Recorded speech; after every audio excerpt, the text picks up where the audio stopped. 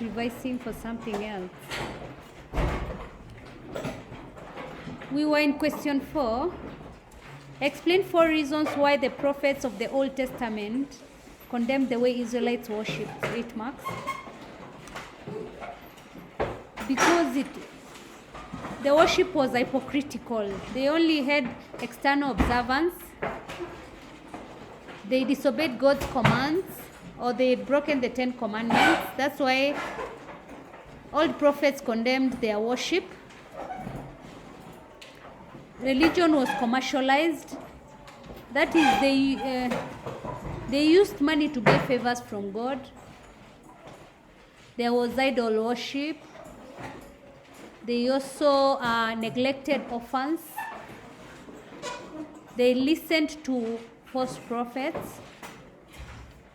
They practiced syncretism, and they offered human sacrifices. Question 4b. Outline the message of hope which the prophet Amos gave to Israelites if they turn back to God. So the message of hope, yes, he told them that both Israel and Judah will be reunited. They will defeat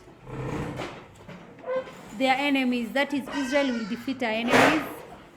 The town will be rebuilt. Descendant of David will rule God's people. He also told them that another message of hope is that those in exile will be brought back home, and their farms will be productive. They will have a close relationship with God, and they will settle in the promised land permanently. Question 4c. Identify 6 ways in which church leaders act as prophets of God today. They work as God's mouthpiece. They criticize ungodly actions.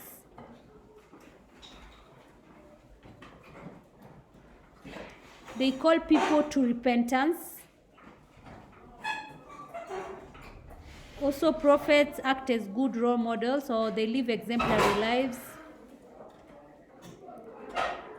I like that everyone remembered to write they predict the future. Yes, they are gifted to see the future events. They preach courageously. That is, they preach without fear. They condemn all forms of evil. And some are gifted to perform miracles. Question 5a. Identify the symbolic acts used by Prophet Jeremiah to demonstrate God's judgment and punishment to the Israelites. So you just identify the symbolic acts. There is the buying of the linen waistcloths. You don't just buy, you had to write that he had to buy it and bury it where? In the cleft of a rock. Another symbolic act is Jeremiah's personal life. That is what you mean is Jeremiah's personal life. You know, people are writing just Jeremiah's personal life instead of saying that whereby he was not allowed to do what? To marry or have a family. That was a symbol of judgment and punishment. Also, there is the reworking of the vessel by the potter. Someone wrote that, let me not just mention what you wrote. It's because you've not been revising. There is also breaking of the earthen flask before the elders. Here is whereby most people are telling me breaking of the pot before the elders. No, it is the earthen flask. There is also, he was shown 2 baskets of figs. One basket was with good figs, and the other one had what? Bad figs. So the symbolic act is 2 baskets of figs, good ones and bad ones. There is also wearing of the ox yoke, and there is the parable of the wine jars, or if you like, you can call them the wine skin. Question 5b. Explain Prophet Jeremiah's teaching on the new covenant. He said that the laws will be written in people's hearts. Not like there before, whereby they were being written on stone tablets. Now they will be written in people's hearts. It will be a personal relationship. So the relationship will be between an individual and God. The covenant, new covenant will be everlasting. It will have no end. There will be forgiveness of sins. There will be no mediators. That is, the relationship will be between God and the individual. And then the new covenant will be fulfilled through the coming of Jesus Christ. Yes, and then there will be individual responsibility of sin. Each person will be responsible for their own sins. Question 5C. List 8 leadership qualities a Christian can learn from Nehemiah. Even without even looking at it, Nehemiah was prayerful, right? He was also hardworking, hard work or commitment. Nehemiah was also courageous, patriotic. He was wise,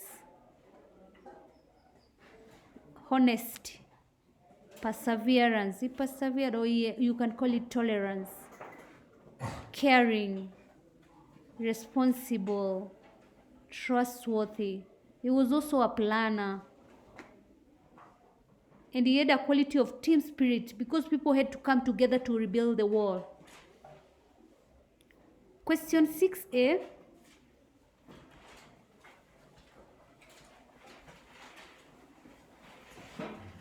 Outline the traditional African understanding of hierarchy of beings.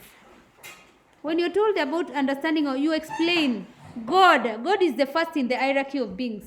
I saw people drawing. Why were you drawing now? And this is CRE, surely. You are just supposed to, the drawing is there to do what? To be able to bring forth what is in your mind. You say God is the highest in the hierarchy, is at the top, is the supreme being, and I give you full marks. Then after God, we have the diviners. The diviners are below God, and they represent God's activities on earth. Then we have spirits below diviners. Spirits, we have good and bad spirits. Then we have the living dead at the next level. So those who died long time ago and those who died recently and are still remembered are in the living dead. Then from the living dead we have what? Next are the human beings. Those are the living and the yet to be born.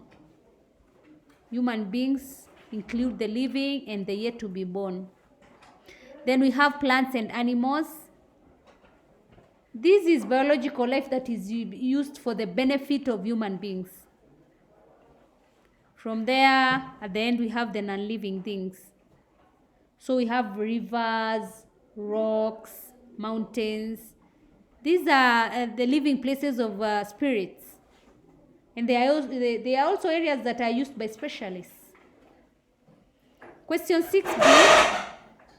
Give reasons why seclusion after birth was important in traditional African communities. So why was the mother and the child secluded? Number 1 is to regain lost energy. It was for the mother to regain lost energy.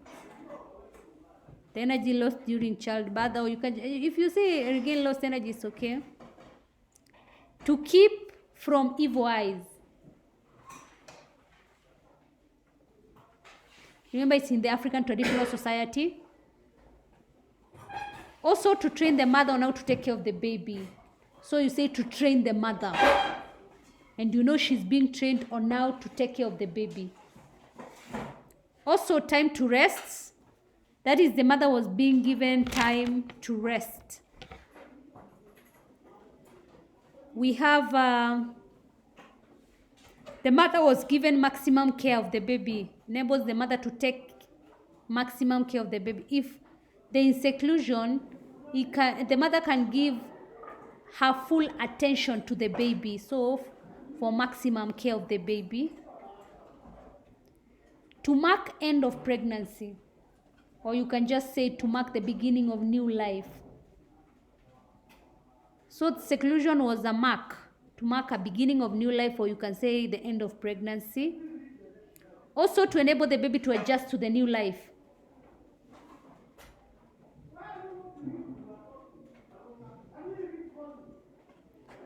And the seclusion was also there for the mother to be able to feed well in order to produce enough milk. So just say the mother to feed well. Question 6C. State 7 ways in which traditional African communities demonstrated their belief in God. See, by praying to God. How do you demonstrate the traditional? How do you demonstrate your belief in God? By praying to God, offering sacrifices to God, dancing to God, giving children the name of God. In the traditional African society, you're supposed to give children the name of God, pronouncing blessings in the name of God. You also consult spirits, or you consult seers. You visit sacred places, and you also teach morals or taboos. That was all about paper 1. That's end term.